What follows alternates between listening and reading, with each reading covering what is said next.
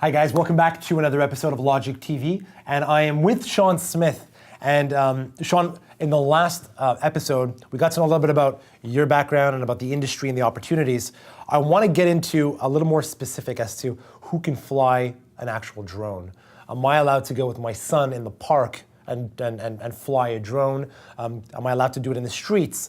So tell us a little bit about what an SFOC is, and what those requirements are in terms of flying. Sure. So if you're going with your son as a hobbyist to go down to the park, that's okay. But the thing you need to realize is that parks are considered to be emergency landing sites for helicopters. So technically you're not— Real helicopters? Yeah, like real ones. Like if things go really bad, that's where they are allowed to land legally.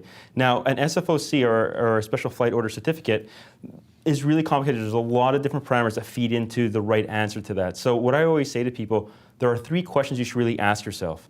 The first one is, where am I going to be flying, right? If you're going to be flying within 9 kilometers of an airport or of an urban area, yeah, you're going to need one, right? If you're flying, or you know you're going to be flying about 150 meters commercially from a building, from people, animals, so like a farm, electrical installations, you're going to need one.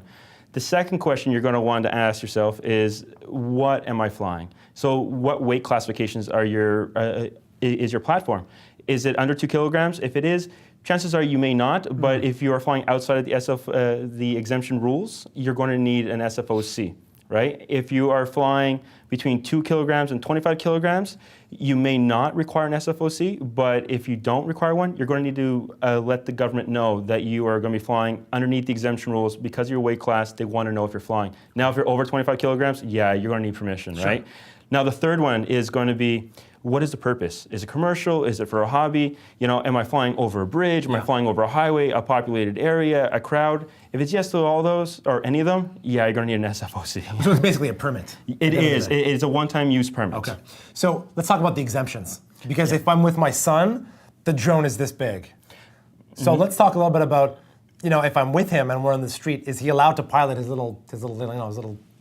teeny drone, essentially? Right. So because you are a hobbyist, right, you don't really fall underneath the SFOCs, because that's really about commercialized usages, right? But there are certain things you need to be aware of even as a hobbyist. So like we're saying, the size of your drone is going to be one thing, right? Because it's about the potential injury that you can pose onto the public based upon the trajectory and the kinetic energy that it will impose.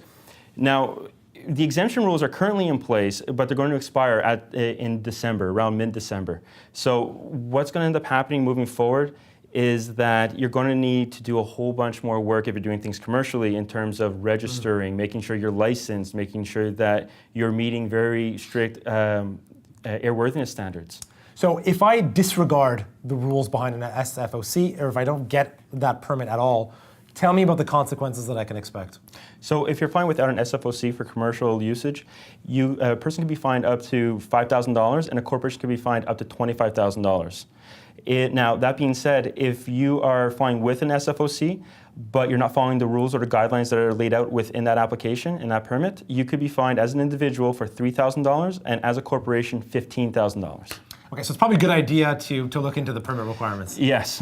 Okay. So for any information about drones, about when about the requirements of that SFOC permit, you should be reaching out to Sean Smith and inquiring about when the right time to set up your business is, and about his services. So comments, write to him directly, and stay tuned for more. If you like this video, don't forget to press on that little thumb. Don't forget to comment below, share the page, and don't forget to subscribe to our channel.